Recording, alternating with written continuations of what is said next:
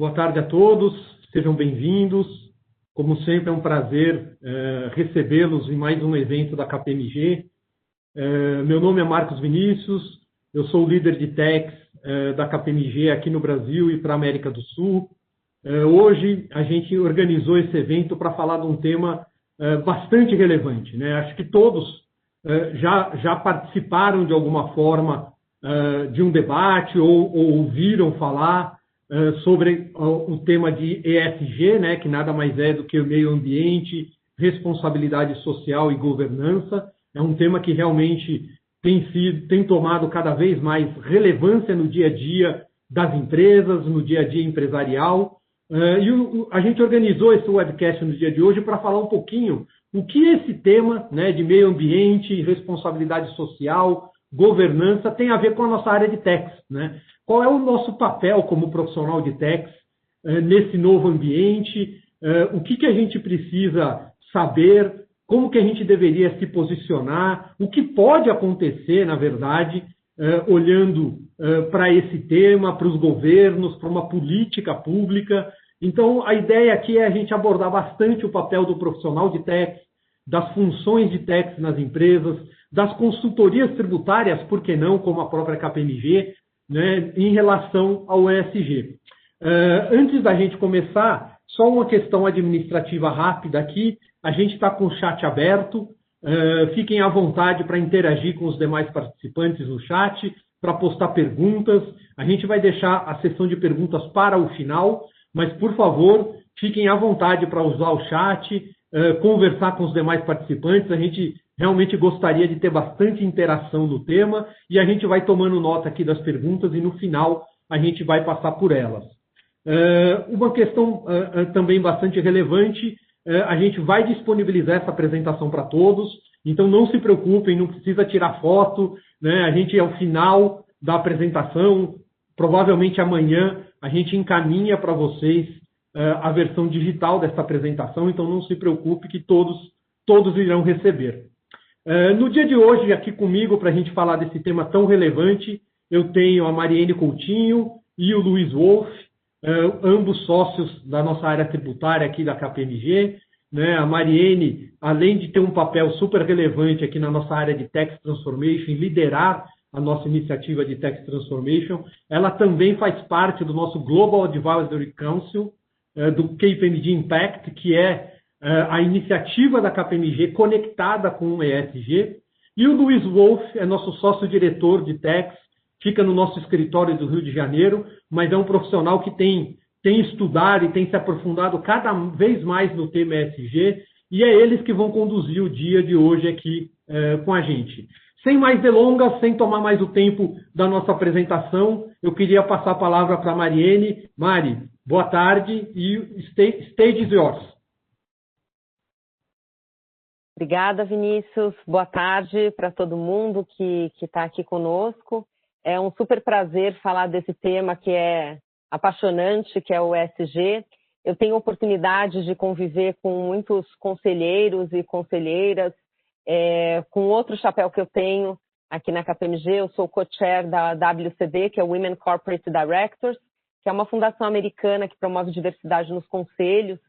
E durante, principalmente aí os últimos 2 anos, mas eu diria até que no último ano, a gente tem visto como o assunto ESG ganhou uma importância gigante dentro das empresas, né, e principalmente aí nos conselhos de administração, que é o principal órgão de governança das empresas, né?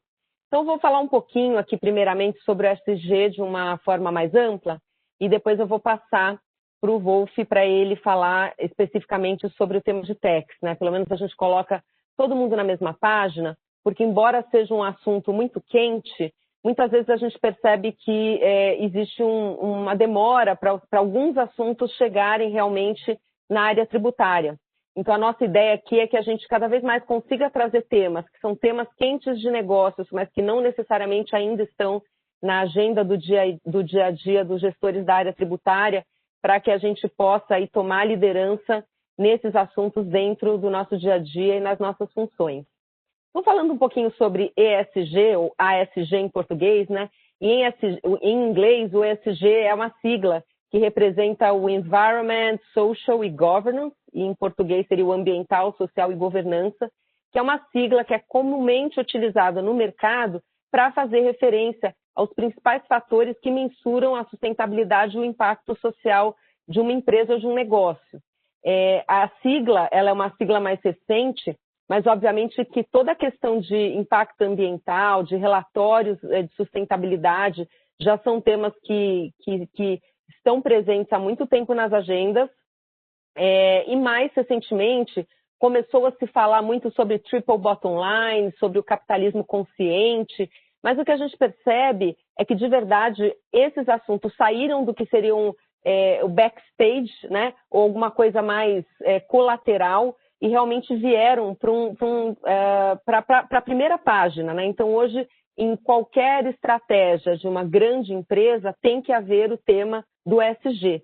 E por que isso? Porque antes se tinha muito essa visão de que a sustentabilidade era alguma coisa nice to have, né? Então, poxa, se tiver, que legal, é um diferencial, é alguma coisa bacana. Mas hoje, o ESG já tem sido chamado, inclusive por especialistas, como ESG ou ESGE, porque realmente ele já está completamente conectado com o aspecto econômico da sociedade, principalmente do mundo corporativo. Então, hoje, quando a gente fala de sustentabilidade empresarial, de sustentabilidade dos negócios, de sustentabilidade corporativa, é imprescindível que a gente avalie como esses aspectos do ESG estão sendo abraçados pelas empresas. Então, eu trouxe aqui algumas, né, das principais influências nesse tema.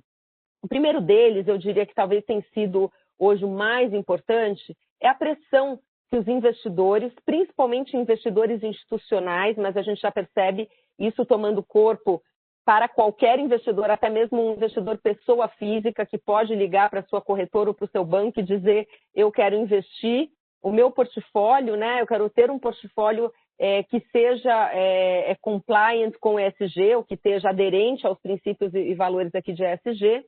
E a gente vê que esses grandes fundos têm, então, colocado uma série de restrições a investimentos em empresas que não sejam ESG. Consumidores e clientes. Então, já vinha sendo percebida uma tendência dos consumidores serem mais conscientes. Então, o consumidor quer entender o que é aquela empresa, quem são as pessoas que estão por trás daquela marca ou daquela empresa, qual o impacto que aquele produto tem no meio ambiente, toda a sua cadeia de valor para fazer escolhas e consumir de empresas que estejam mais aderentes aos seus princípios e valores. E clientes também. Então, aqui mesmo na KPMG nós já percebemos alguns clientes quando pedem uma proposta pedindo para a gente, por exemplo, dizer quais são as nossas práticas com relação à sustentabilidade ou com relação à diversidade, se há diversidade no time que vai atender aquele determinado cliente, isso coloca a KPMG, no caso, né, mas coloca o fornecedor numa posição de destaque e muitas vezes até entra numa blacklist, né? Então, eu não vou contratar de um fornecedor que não seja um fornecedor também aderente à ESG. Empregados, a mesma coisa, a gente já vê há muito tempo que, principalmente quando a gente fala de nova geração, quando a gente fala de millennials, quando a gente fala dos mais jovens, mas não só, né? Quando a gente fala, acho que de talentos de uma forma geral, as pessoas querem trabalhar em empresas que sejam empresas sustentáveis, empresas que tenham bons valores, empresas que estejam alinhadas também com os valores e princípios daquele indivíduo. Então, mais e mais, se a empresa não é considerada uma empresa bacana, uma empresa legal, muito provavelmente aquele talento vai preferir trabalhar numa outra empresa e não na sua.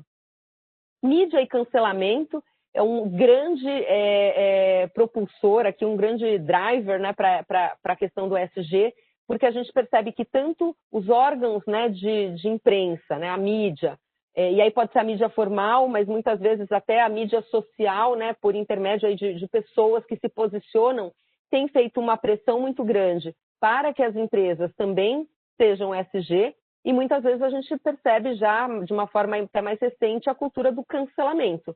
Então, aquela empresa que não está aderente àqueles valores e princípios que seriam os ideais, né, para aquele setor, para aquele mercado, ou perante os olhos da sociedade, isso independe de regulação, a empresa pode ter uma grande crise aí para gerenciar com relação a sua imagem e impactos relevantes nos seus negócios. Organismos internacionais e multilaterais, então também há uma discussão muito grande acontecendo, principalmente no nível internacional, sobre qual o papel, né, dos órgãos com relação a estímulos, né, como é que a gente pode estimular essas práticas. Ontem, por exemplo, eu estava lendo 2 notícias aqui que saíram relacionadas com o IFRS, né? Então, o IFRS é sendo cobrado para que, além das normas contábeis, ele também introduza normas de sustentabilidade como sendo reportes igualmente importantes e igualmente valiosos. Então, alguém dizendo, olha, eu quero que tenha um órgão internacional que diga como as empresas deveriam demonstrar quais são os seus índices de sustentabilidade, assim como elas têm as demonstrações financeiras que reproduzem mais o aspecto contábil e financeiro, para que isso possa ser avaliado em pé de igualdade em termos de governança. Reguladores, então, em alguns países também a gente já percebe que os próprios reguladores têm tomado a frente e têm direcionado muito do que eles gostariam de ver, né? Então, quer seja, por exemplo, a CVM, que agora já tem começado a discutir aqui no Brasil se as empresas não deveriam ter um disclosure nas suas publicações com relação às suas políticas e às suas práticas, né? E até mesmo, não necessariamente reguladores, mas temos casos, por exemplo, de bolsa, né? A Nasdaq, que se posicionou já também recentemente de que não aceitaria, daqui a alguns anos, a listagem de empresas que não tivessem diversidade nos conselhos, por exemplo. E a própria crise, né, da Covid-19, que também tem alavancado uma discussão muito grande com relação à crise e à retomada da economia, né? Então, como é que a gente faz uma retomada, como é que a gente pensa estrategicamente na retomada da crise, usando o ESG como uma alavanca? Então, por exemplo, há muitos investidores ávidos por colocar dinheiro no Brasil, mas obviamente que eles querem colocar esse dinheiro em países e em empresas que sejam sustentáveis e que sejam compliant com ESG. Então, a gente poderia estar usando todo esse potencial aí a nosso favor, porque acho que no Brasil aqui a gente tem a faca e o queijo na mão, nem sempre a gente consegue atingir o que a gente quer, né? Principalmente olhando do que hoje realmente é a realidade. Falando um pouco aqui, então, né, sobre onde estamos, né? Se a gente fizer uma comparação de Brasil com o resto do mundo, o que a gente percebe assim, acho que é gritante que existe um foco muito grande, principalmente na Europa, com a questão da agenda da sustentabilidade no aspecto ambiental. Aqui no Brasil, eu acho que esse tema ele é muito relevante para muitas empresas, então, principalmente empresas de agro, né, empresas que exploram de alguma forma meio ambiente. A gente percebe que esse é um tema bastante relevante e que as próprias empresas já perceberam quanto ele é importante, mas se você olha ali numa agenda de governo, por exemplo, a questão da sustentabilidade não é o item principal. Nós participamos de um webcast, se não me engano, na semana passada, global, da KPMG, com membros aí de vários países, e ficou muito claro como a própria questão da Covid-19 é olhada à luz também da sustentabilidade, né? Então, como é que a gente faz para estimular a economia, mas estimular do lado certo, estimular da forma que a gente gostaria, usar isso como uma oportunidade para impulsionar todo o comportamento que a gente quer. E o Wolf vai comentar um pouco mais para frente, de forma mais específica, sobre isso. Aqui no Brasil, a questão do E é extremamente relevante, mas a gente percebe que o S e o G também tem um peso grande, talvez um peso até maior do que a gente vê nos outros países, né?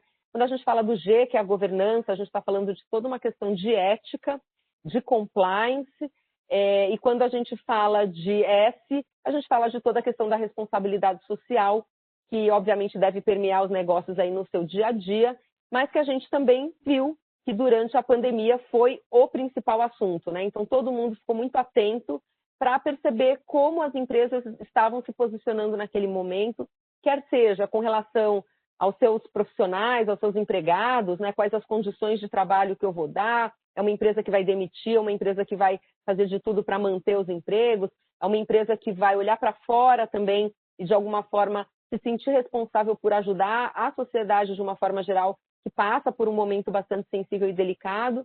Então, a questão da responsabilidade social aqui no Brasil, e talvez até por nós termos problemas sociais aí mais sérios e mais profundos, né, do que em países nórdicos, por exemplo, a gente percebe que é uma agenda bastante forte. Questão de reporte, para trazer que hoje, de uma forma geral, não existe uma obrigatoriedade de se fazer um reporte, de se fazer um disclosure de qual é a sua situação com relação aos temas de ESG. Obviamente que algumas empresas começam a fazer isso porque elas querem, de alguma forma, dar publicidade a tudo de bom que elas estão fazendo. Claro que as empresas que não têm histórias bonitas para contar estão aliviadas que ainda não têm que publicar nada, mas, como eu mencionei antes, eu acho que existe uma tendência aí muito forte, existe um posicionamento de vários órgãos internacionais no sentido de realmente haver uma maior incorporação desses dados, desses índices, dentro dos relatórios para uma análise financeira que leve em conta também os aspectos ESG. E se fala muito, então, sobre métricas, né? Se eu tenho que publicar, se eu tenho que fazer um disclosure, como é que eu, por exemplo, analista, vou fazer a comparação de uma empresa A com uma empresa B? E ainda que as duas publiquem, hoje existem vários órgãos que possuem, que podem gerar resultados diferentes. Então, dependendo de qual metodologia eu utilizo, né? Você pega, por exemplo, o GRI, que é super famoso, mas aí se eu comparo com outro, deu um resultado diferente. Então, existe também uma grande busca e pressão para que haja uma maior uniformidade com relação a esses índices e métricas, para que a vida ali do investidor, dos analistas, fique um pouco mais fácil. E aí, no World Economic Forum, no começo do ano, foi publicado um documento que foi construído como um draft, 4 mãos aí pelas Big Four, que basicamente reuniram uma série de métricas e conceitos que já existiam no mercado, por exemplo, né, os próprios conceitos da ONU, né, de desenvolvimento sustentável. Então, basicamente, chegaram ali a um consenso e reuniram o que seria algo que poderia ser um ponto de partida para que realmente em todos os aspectos ali houvesse, não sei se exatamente um consenso, mas um direcionamento comum, né? E o Wolf vai falar um pouquinho mais para frente também de como é que esse relatório aborda a questão tributária. A advocacy também é algo que a gente tem visto cada vez mais no mercado. Então, as pessoas, as instituições, as organizações têm se reunido e pensado como é que a gente pode usar a nossa força, quer seja uma força porque junta muitas pessoas ou uma força porque você tem instituições de peso que podem mover essa agenda do ESG para frente, né? Estou fazendo uma propaganda que também, no caso da WCD, nós temos, por exemplo, um programa de mentoria juntamente com a B3, com o IBGC, com a IFC e com a Spencer Stuart, de mentoria para mulheres que querem entrar em conselhos. Tivemos mais de 700 inscrições esse ano. Mas é uma forma de você juntar forças para realmente conseguir fazer com que as coisas andem de uma forma um pouco mais acelerada do que seria o normal. Resultados, acho que já tem também uma série de resultados que têm sido publicados de qual o impacto que as empresas que são ESG produzem, tanto em termos de valor de mercado das suas ações, como de performance de um determinado fundo, né, que tem um portfólio ESG. E um último comentário aqui nesse slide, questão da jornada versus linha de chegada. Então, as empresas que começam a acordar para esse assunto, muitas vezes se frustram, porque elas percebem que elas estão anos-luz do que seria o mundo ideal, né? E tem muita coisa para fazer. Realmente, entre você fazer alguma coisa que seja para marketing e você ter alguma coisa realmente que mude o seu DNA, que mude a cultura da empresa, que realmente produza resultados, tem uma diferença muito grande. Então, é muito importante também que se tenha esse conceito de que o ESG não é necessariamente um ponto de partida ideal, mas uma jornada que você constrói olhando para uma linha de chegada que é onde você gostaria de estar. E essa jornada, ela tem que estar permeada por um plano, então você tem que ter um plano, uma estratégia, para colocar isso de forma visível. Obviamente, você tem que mostrar que você está executando, para que daí você consiga demonstrar, né, para o mercado, para os stakeholders, que você está fazendo alguma coisa. Então, citando aqui um outro caso, por exemplo, de Magazine Luiza, que recentemente anunciou seu programa de trainees, né, de 100% das vagas direcionadas para candidatos negros. muitas vezes você pode dizer, poxa, mas isso aqui vai demorar, são trainees, né? Quando eles vão chegar à liderança? Mas o fato de você fazer alguma coisa é melhor do que você não fazer, e o fato de você fazer alguma coisa que seja corajoso e que tenha um impacto já produz um efeito imediato ali nas suas ações, né, por exemplo. Então, muitas dessas ações que a gente tem acompanhado no mercado, elas podem ser consideradas relevantes, não por ter um resultado imediato de curto prazo, mas por essa visão aí de estratégia de longo prazo, né? Aqui queria trazer também alguns headlines, né? Rapidamente, hoje você não abre um jornal de negócios, uma revista de negócios e não se depara com um ou mais artigos relacionados com o tema de ESG. Então, aqui queria trazer só um pouquinho do que a gente tem visto, por exemplo, práticas que atrelam a remuneração variável de executivos ao atingimento de metas relacionadas com ESG, para que realmente os executivos levem a sério o que a empresa quer fazer. Treinamentos de ESG para forças de vendas, aqui a gente vê casos de bancos, por exemplo, bancos de investimento que treinam a sua força de vendas para que eles consigam articular, inclusive, sobre os fundos ESG que eles têm e por quê, né, que entender o que é esse comportamento aí do investidor que começa a ganhar força. Criação de novos cargos ou função ESG na alta liderança, então muitas empresas criando um cargo de VP de sustentabilidade ou de VP de ESG, que é exatamente para trazer esse assunto para um nível mais alto. Empresas, né, que, como eu comentei aqui, quer seja no caso de IPO, né, banco de investimento, a Goldman Sachs recentemente disse que nos Estados Unidos e na Europa não assessoraria IPOs de empresas que não tivessem diversidade no seu conselho, ou como eu mencionei aqui da Nasdaq, dizendo que daqui a alguns anos vai começar a fazer um delisting, né, das empresas que não tenham diversidade nos seus conselhos. Alguns investimentos apenas em empresas sustentáveis, e aqui a gente pode colocar junto com o próximo, que são os fundos, né, que tem um portfólio exclusivo ESG, para pegar a carona aí nesse comportamento do investidor. E aqui, na verdade, acho que eu repeti, remuneração de executivos atrelados, eu já falei aqui em cima. Muito bem. Bom, gente, é isso, assim como um pano de fundo, né, como algo mais geral para introduzir o tema. E agora eu queria chamar aqui o Luiz Wolff, nosso sócio-diretor aqui da área de Techs, para entrar mais especificamente na conexão entre tudo isso que eu falei e os temas da área tributária. Wolff. Ótimo, Mari. Obrigado aí pelas suas palavras. E eu gostei muito quando você falou que o ESG saiu do backstage e agora está fazendo parte da primeira página. E, de fato, sim, isso é total resultado da pandemia, né, das reflexões que todos nós tivemos por conta da pandemia e tudo isso.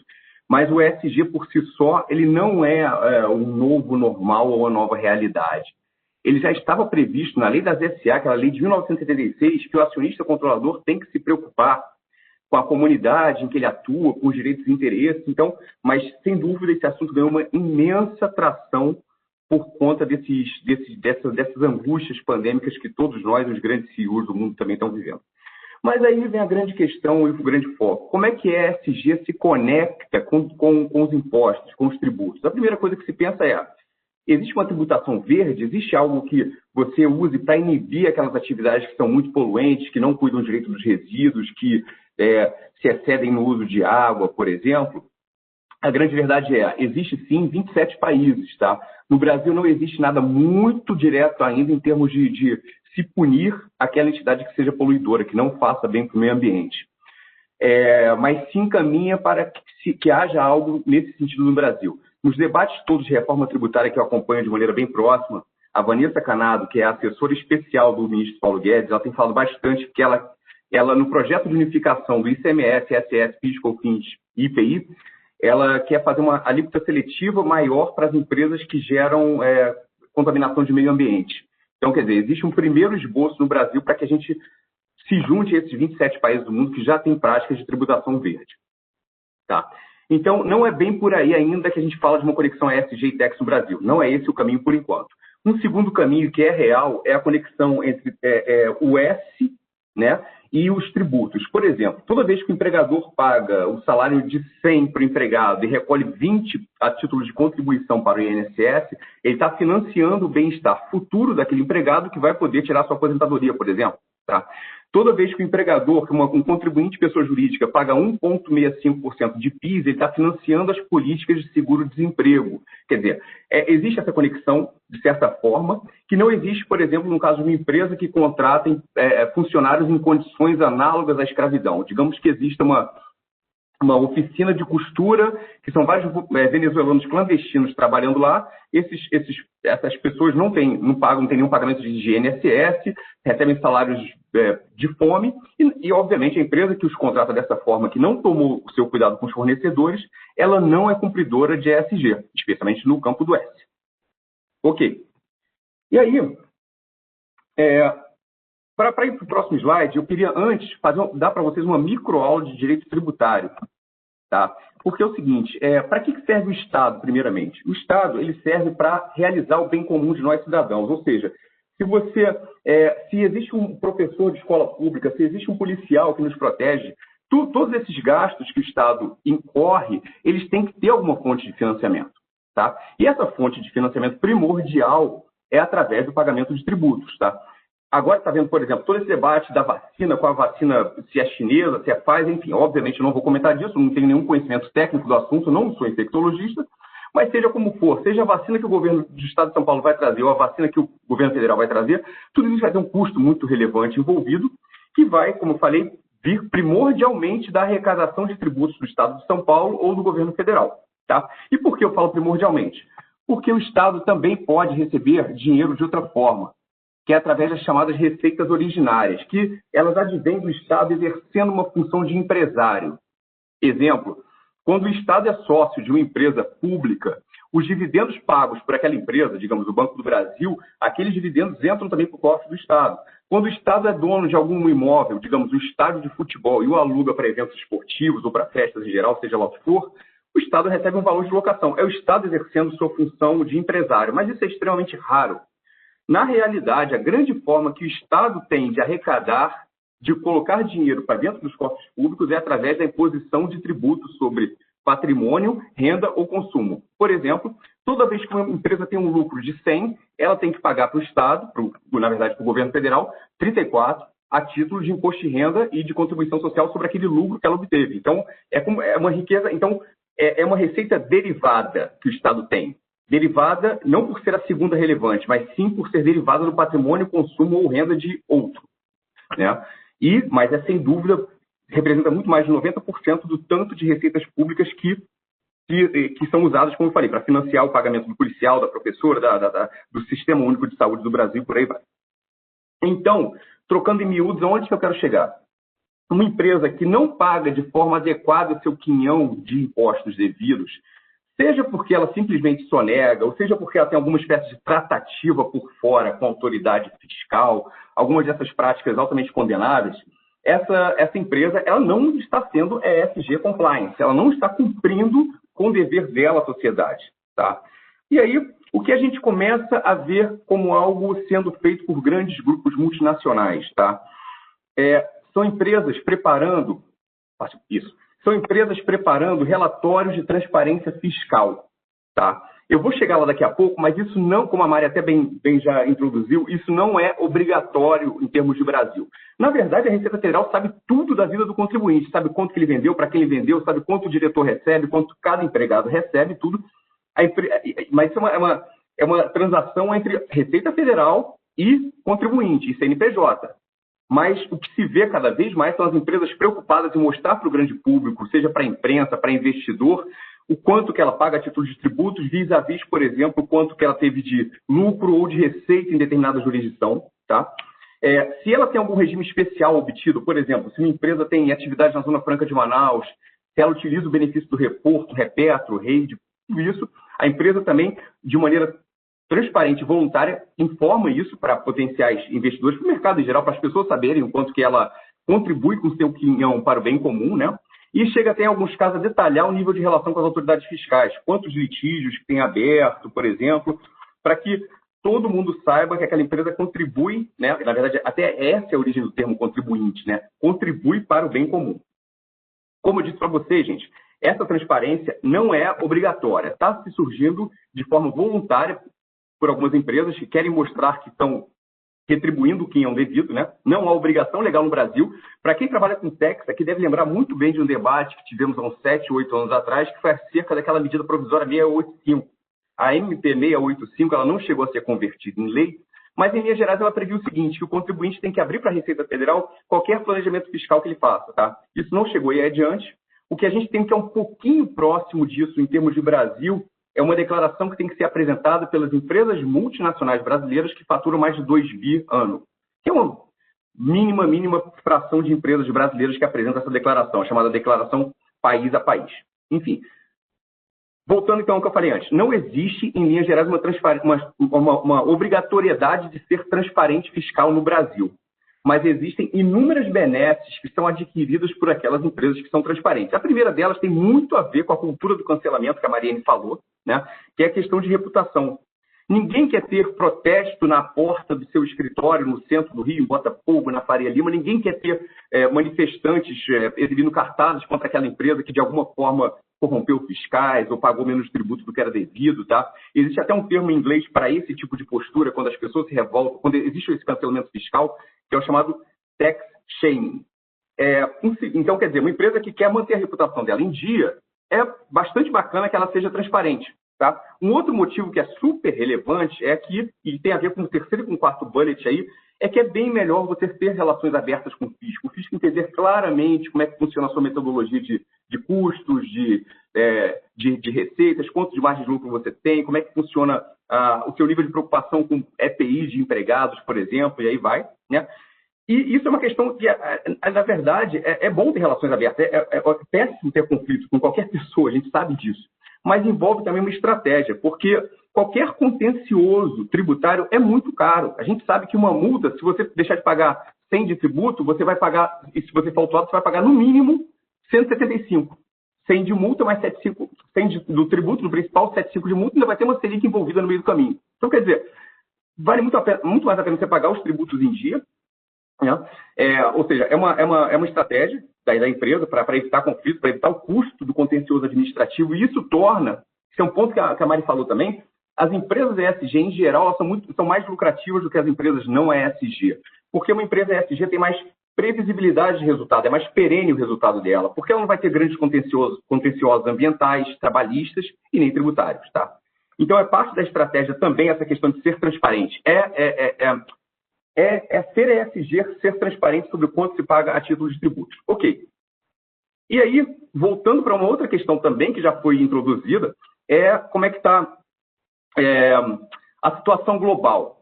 O mundo pós-pandemia, se Deus quiser, vai ser um mundo muito melhor, a nova realidade vai ser muito melhor, vai ser muito mais cooperativa, né? Só que tem um grande problema, porque não existe uma métrica, não existe um esperanto global do que seja ESG.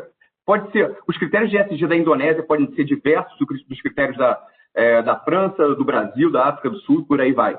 E aí, os CEOs do mundo eles se reúnem anualmente em janeiro, fevereiro, lá no Fórum Econômico de Davos, e os 120 CEOs das maiores empresas do mundo, eles fizeram um pedido para as Big Four, para nós, KPMG, Price, Deloitte e Ernst, para que começasse a desenvolver o que seria o esperanto das práticas de E, de S e de G.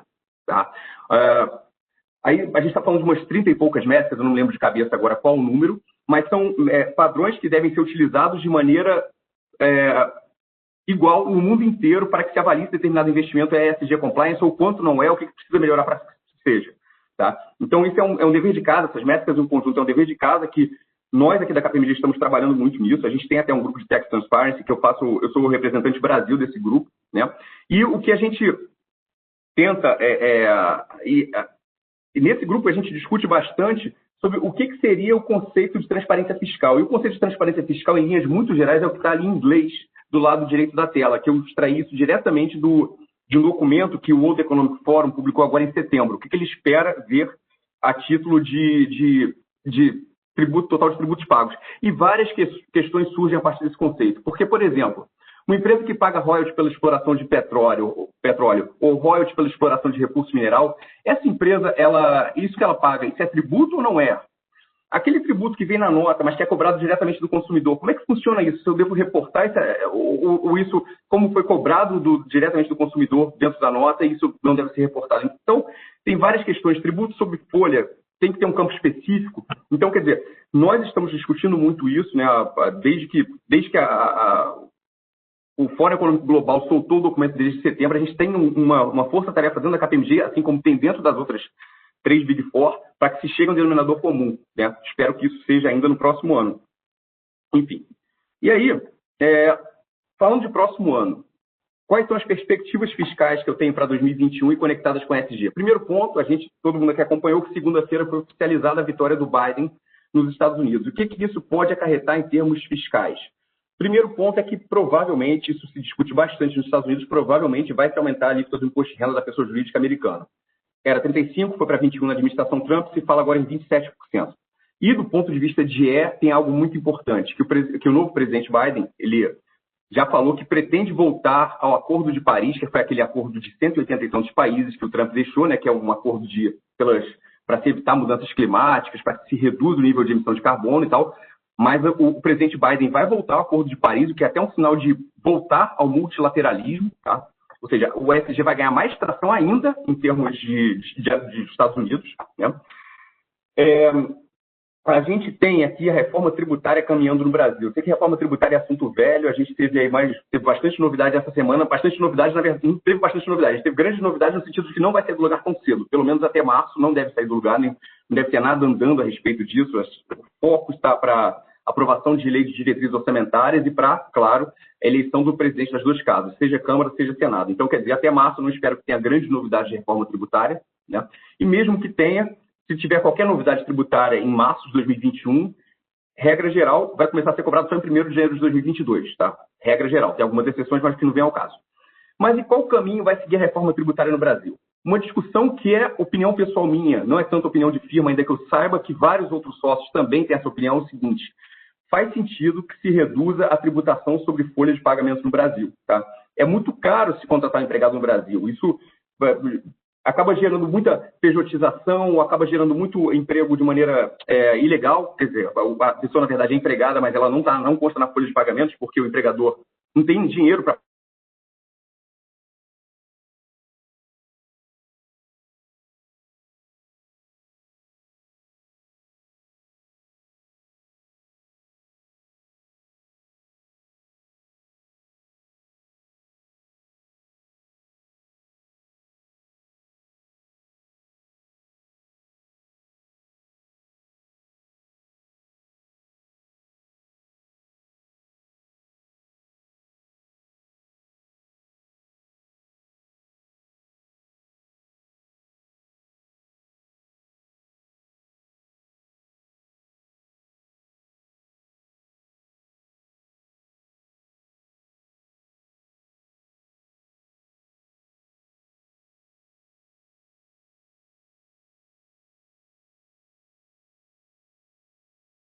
Bom, gente, eu vou continuar aqui, porque acho que o Wolf caiu.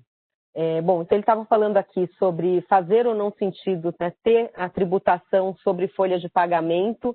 Então, acho que aqui é uma discussão muito no sentido de se você estimula a economia, se você estimula, por exemplo, a geração de empregos, né, em detrimento de uma arrecadação. Então, achar esse equilíbrio, esse balanço, nem sempre é o ideal, né? Nem sempre é fácil, né? O ideal, mas nem sempre é fácil. E quando a gente fala de tributação digital, é uma outra forma aí de arrecadação que vem sendo bastante considerada, né? Então, como que o governo poderia aumentar a sua fonte de receita, né, tributando a economia digital? Essa é uma discussão que a gente sabe que está bem quente aí para 2021. E, por último, aqui, o Pay for Recovery. Recentemente, na Argentina, foi introduzido o imposto sobre grandes fortunas, né? Essa é uma discussão que já tivemos aqui no Brasil em diversas ocasiões, de se deveríamos ou não, né, tributar grandes fortunas, herança e afins, mas sempre existe uma análise no sentido de que é muito fácil você transferir a sua riqueza ou até a sua residência fiscal para um outro país e simplesmente evitar o pagamento desse imposto, ainda que não seja num primeiro momento, se você não conseguir fazer isso com muita agilidade, mas pelo menos no longo prazo, você pode ter esse efeito mais de longo prazo, de, digamos assim, afugentar um capital de uma pessoa física, de famílias, de negócios que estejam aqui instalados para países que tenham uma situação, né, uma consequência tributária melhor do que a pessoa teria, por exemplo, na Argentina ou no Brasil, enfim, no país que decidir por essa tributação.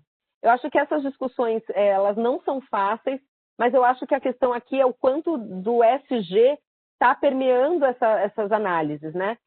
Eu tenho certeza que quando a gente fala de Europa, muito do que está sendo introduzido tem essa finalidade de fazer com que os negócios sejam mais sustentáveis do ponto de vista de meio ambiente. Inclusive, já existe tributação prevista para produtos ou negócios que sejam considerados, digamos assim, poluidores ou não friendly ali para o ambiente. E, por outro lado, existe essa discussão muito grande também de, na retomada, né, então, para 2021, o que eu deveria fazer? Eu deveria aumentar os impostos, porque eu preciso de dinheiro, muitas vezes, para financiar todas as campanhas, né, não só campanhas de vacinação, mas todo um impacto financeiro fiscal relevante que decorreu da crise, mas eu corro o risco de fazer com que a economia fique ainda mais prejudicada se as empresas tiverem que pagar mais impostos. Algumas delas podem optar, por exemplo, por demitir pessoas para que elas possam, digamos assim, sobreviver ou manter ali o resultado que ela gostaria de ter. Mas o que eu acho bastante interessante, eu estava com o Wolf nesse webcast na semana passada, olhando essas discussões aí, como elas têm acontecido nos países desenvolvidos, é impressionante como a discussão é muito estratégica nesse sentido, não só de olhar o dinheiro, mas de olhar o que você está estimulando, desestimulando, e como que a agenda ESG, ainda que seja também na questão do S, tem permeado as discussões. Wolf, eu vou passar aí de volta para você assumir, mas eu já completei aqui esse slide, tá bom? Você chegou a falar de imposto sobre grandes fortunas em termos de Brasil? Sim. Ótimo, sim, tá. Falando de Argentina e de Bolívia, né? Falei de Argentina, mas acho que você pode seguir. Opa. Tá bom. Na verdade, o que está acontecendo é o seguinte, a Argentina, a partir de janeiro de 2021, ou seja, depois de amanhã, vai começar a cobrar um imposto sobre grandes fortunas, tá? Esse imposto ele vai atingir quem tem um patrimônio equivalente a mais de 12 milhões de reais em pesos argentinos, tá? E eles esperam arrecadar com isso, e 20% da destinação do dinheiro desse imposto vai ser destinado às políticas de combate à Covid na Argentina. Vai ser cobrado one shot, vai ser uma vez só, tá? Já o imposto boliviano, não, ele vai ser cobrado todo ano, periodicamente. Então, esse imposto boliviano ele pode ter um grande efeito colateral para a economia, que vai ser a fuga de capitais, a fuga dos milionários bolivianos que não vão querer pagar todo nesse imposto. Então, vai ser uma outra questão macroeconômica, de política tributária, que não convém discutir tanto aqui no nosso foro, mas assim, apenas um aviso. Imposto sobre grandes fortunas pode estar na agenda para 2021, até porque ele já está previsto na Constituição. Tá? Então, esse é um ponto interessante. Outro ponto, estão me ouvindo, né, pessoal? Sim. Sim, beleza. Bacana.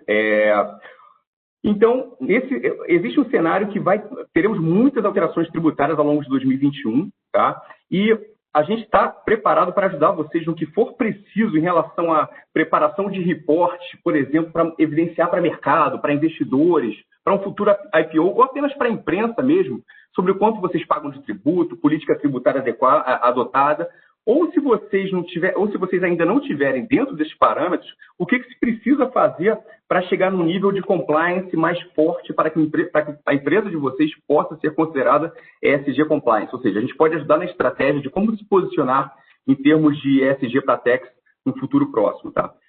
Estou inteiramente à disposição e deixo agora para a Mari finalizar e ficar à disposição para responder eventuais perguntas.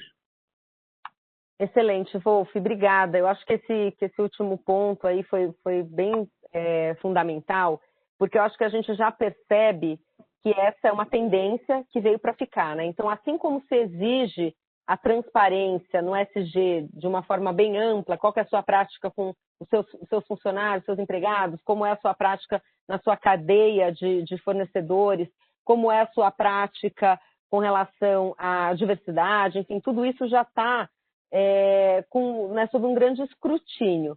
E a questão tax, eu acho que ela vai também entrar muito fortemente nessa agenda. Então, não só o escrutínio do ponto de vista do fisco, que esse, obviamente, já existe há bastante tempo, né? Até porque tem ali um interesse muito direto de arrecadação, mas eu acho que cada vez mais os investidores vão querer saber como é a política de tax daquela empresa, né? Para que isso seja, por exemplo, um diferencial ali na hora de se decidir por fazer ou não fazer negócio com aquela empresa, se investir ou não se investir naquela empresa, a própria questão de associação de imagem, tá? Nesse sentido, a gente tem uma pergunta aqui bastante interessante no chat do Diogo Dias, e ele coloca assim: feito um curso ESG e Sustainable Capitalism em uma universidade do exterior, e muito interessante esse webinar poder associar a área de tax, pois até então, o mais próximo que eu vi seria com relação aos órgãos regulatórios. É muito comum vermos dúvidas se as ações seriam um greenwashing ou não, ou seja, se aquela prática é genuína. Vocês acreditam que os nossos serviços podem evitar que nossos potenciais clientes tenham práticas de tax washing? Eu vou responder, mas vou deixar aqui para o Wolf também complementar. Eu acho que toda essa questão de, digamos assim, certificações ou de um relatório externo que de alguma forma audite ou avalie o que você está fazendo é bastante relevante, porque, de fato, como a gente está falando aqui de um tema muito novo, muitas vezes as métricas que você tem hoje para avaliar se aquela empresa é compliant ou não no caso de empresas que publicam as demonstrações financeiras, as suas notas, se ela tem algum tipo de autuação, algum tipo de contingência, o que não necessariamente significa que ela não é ESG, né? Nós sabemos que a nossa legislação tributária é extremamente complexa e é muito comum que a empresa tenha aí litígio. Então, eu não acho que ESG para a tax é sinônimo de não ter nenhum contencioso, ou de não ter nenhuma autuação, ou de não ter nenhuma contingência.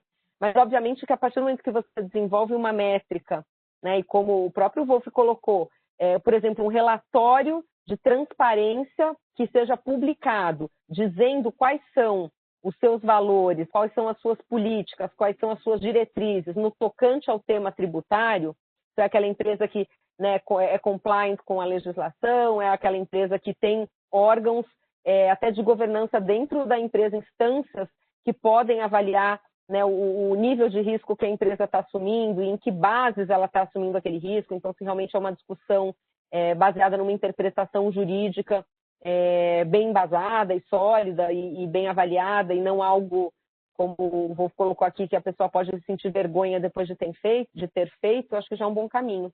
Mas, Wolf, acho que você pode complementar aí também.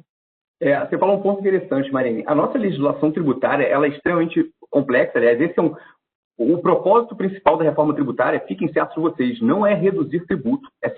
O propósito mais nobre deles é simplificar a legislação tributária brasileira. Então, tem muita empresa que pode usar procedimentos que podem ser controversos, porque ela vai ter um parecer, ou vai ter alguma base, alguma jurisprudência, alguma norma, né, sem que ela deixe de ser ESG, cumpridora de ESG por conta disso, né? Então, esse ponto eu acho bem relevante, tá?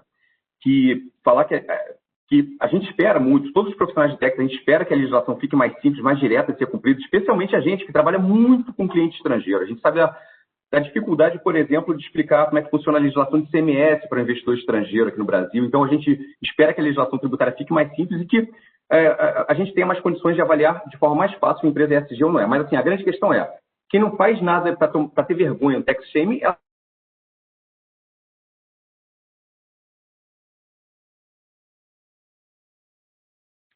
Exatamente, Wolf. Acho que você caiu, mas é exatamente isso. Acho que a empresa tem que fazer alguma coisa. E a gente tem alguns exemplos aí no mercado, né? Se a gente pesquisar até informações públicas nos sites de grandes empresas brasileiras e também no exterior, que já seguem essa tendência da transparência fiscal, né? Então, também eu acho que tem uma questão aqui muito interessante, que é você estar à frente da regulação, né? Então, você quer ser o follower, você quer ser o líder, você vai ser aquela empresa que vai esperar alguma obrigatoriedade para você fazer uma publicação e dar uma publicidade, uma maior transparência com relação aos seus temas, ou você é uma empresa que já vai se preparar internamente para que seja um best practice, né? Então, para que você dê, por exemplo, a transparência de qual é a carga total tributária que você paga globalmente. Então, já tem várias empresas que fazem isso, e é exatamente o que o relatório de Davos, do Fórum Econômico Mundial, sugere, como o Wolf comentou na parte de tax, que você reporte ali qual é a sua prática. E num segundo momento, né, colocar também, né, então, quais são os valores, né, o que a empresa, como sua prática, como sua política faz ou não faz. Isso, nós já trabalhávamos há um tempo nesse tema aqui na KPMG, num conceito de governança tributária. Me lembro até de ter feito uma palestra já há muitos anos para o time tributário da Petrobras, falando sobre isso. Então, é um tema que, na verdade, hoje em dia já existia, né, só que agora está ganhando mais força. Eu acho que dá para responder aqui uma última pergunta, e eu já passo para o Vinícius para ele poder fazer o nosso encerramento, porque ele além de ser o nosso sócio líder aqui da prática de tax, ele tem acompanhado muito de perto a questão da reforma tributária, né? E o Vinícius do Carmo pergunta aqui, pegando um pouco o gancho da reforma, acreditam que a CBS vai vir para tapar o buraco do desfecho da exclusão do ICMS da base de PIS e COFINS? Então, saindo um pouquinho aqui do nosso tema, mas aproveitando que dá tempo, Vini, se você quiser responder e depois aí já fazer o nosso encerramento, acho que eu agradeço. Não, obrigado, Mari. Obrigado pela pergunta também. O tema reforma tributária é quente, né? Então o pessoal não perde a chance de tentar debater um pouquinho, e é super válida a pergunta.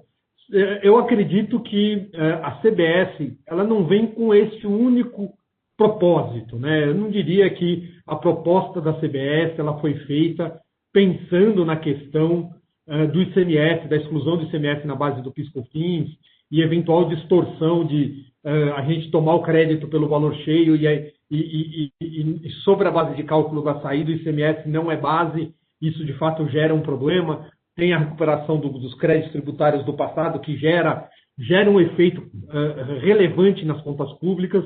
Então, assim, eu acho que a CBS ela não foi idealizada com este propósito principal, até porque a proposta da CBS ela já existe há 5 anos, bem antes da decisão do Supremo sobre a exclusão do ICMS na base do PIS/COFINS. Mas, sem dúvida nenhuma, na hora que a proposta foi feita, se aproveitou para corrigir ou para ajustar essa questão do ICMS, a exclusão do ICMS na base do PIS/COFINS, né? Então, não vejo como sendo o principal motivador da proposta da CBS, mas sim, eu acredito que, sem dúvida, o governo aproveitou a mudança no PIS/COFINS, na extinção das duas contribuições para a criação da CBS e usar isso para corrigir, de certa forma, essa situação do ICMS na base do PIS/COFINS. Mas seguindo aqui para o nosso encerramento, né, pessoal, acho que tem alguns temas bem relevantes aqui no dia de hoje, né? O primeiro deles, acho que a Mariene comentou na abertura, né? Acho que a questão do ESG, ela está aqui para ficar, né? A velocidade que o tema vai tomar relevância em cada jurisdição pode ser diferente. Nós vamos ter países, talvez, que adotem de forma muito mais rápida, né? Principalmente os países europeus, e países que talvez precisam de uma maturidade maior para o tema tomar uma relevância tão grande. Mas, na minha visão, o tema ESG está aqui para ficar e a gente vai ter que lidar com ele mais cedo ou mais tarde. Um outro ponto bem interessante que a Mariene citou foi a questão da coragem, né? O tema ESG é um tema espinhoso, pessoal. Não é um tema simples, que a gente toma uma decisão fácil, né? Preto no branco. É um tema que tem consequências. A gente tomar uma decisão A ou B, pensando em ser uma empresa mais aderente ao ESG ou não, ela tem consequências, né? Tanto se a gente adota a ideia, como se a gente não adota. E a gente precisa ponderar isso e levar em consideração, e isso precisa efetivamente de coragem, como a Mariene comentou. Essas decisões não são decisões fáceis e ela tem sim uma dose relevante de coragem aqui. E aí, pegando o gancho nesse ponto, eu acho que quando a gente olha no âmbito tributário, né, e falando mais da questão tributária, a gente tem o lado do governo, que o Wolf explorou bastante, novos tributos que podem ser criados, né, seja imposto sobre fortuna, imposto sobre produtos poluentes, ou até mesmo produtos que são considerados não saudáveis, né? A gente tem falado mais recentemente aí do Sugar Tax, a gente pode ter um Green Tax, isso é o lado do governo. Mas do lado do ponto de vista de profissionais da área tributária, eu acho que a gente tem aqui, eu queria deixar aqui uma provocação para todos nós, né? qual é o nosso papel como um profissional da área tributária, olhando para esse mundo cada vez mais ESG, e como eu comentei, talvez em algumas jurisdições mais rápido, em outras mais demorado, mas qual é o nosso papel como profissional da área tributária? Seria o nosso papel usar de todas as ações legais para que a gente recolha o menor imposto possível?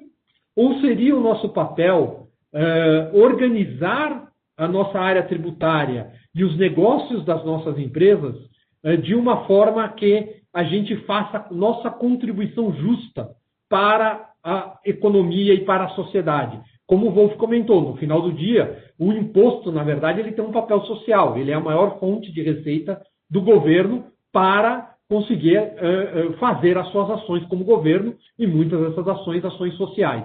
Então, qual é o nosso papel como profissional de tax? Poxa, eu não gostaria de acordar de manhã cedo, e aí, falando pessoalmente aqui, o Vinícius, eu não gostaria de acordar de manhã cedo, cujo meu propósito na vida é pagar o menor imposto possível e fazer com que as organizações paguem o menor imposto possível. Eu acho que talvez o nosso papel, sim, ele vai além de simplesmente reduzir a carga tributária das empresas, e sim a gente fazer com que o sistema tributário como um todo seja mais justo. E seja mais justo, isso não quer dizer que a gente tem que pagar mais imposto. E a gente tem que ter um sistema mais eficiente e mais justo. E o nosso papel é fomentar essa discussão, né? Isso, pessoalmente, de novo, né, a minha visão como Vinícius. Mas essa é uma provocação que eu queria deixar aqui para a gente encerrar o nosso bate-papo de hoje. Qual o nosso papel como profissional da área tributária? É realmente reduzir ao máximo a carga tributária das nossas empresas, ou nossa como pessoa física, ou modernizar o nosso sistema tributário de forma que cada um contribua ali com um fair share e faça o seu papel social para que o governo também possa funcionar, né? Com isso, pessoal, queria mais uma vez agradecer muito a presença de todos na nossa conversa hoje. O tema é polêmico, o tema é profundo. Esse é só o primeiro webcast que a gente vai fazer sobre o tema. Virão outros. A nossa área de tax da KPMG está muito engajada sobre o tema ESG, e a gente vai cada vez mais provocar nossos clientes e o mercado sobre o assunto ESG. Então, aguardem novas edições aí para a gente entrar mais em detalhes e mais profundamente no tema ESG. Muito obrigado a todos, bom final de dia, boa tarde, e vejo vocês em um próximo evento da KPMG. Tchau, tchau, boa tarde.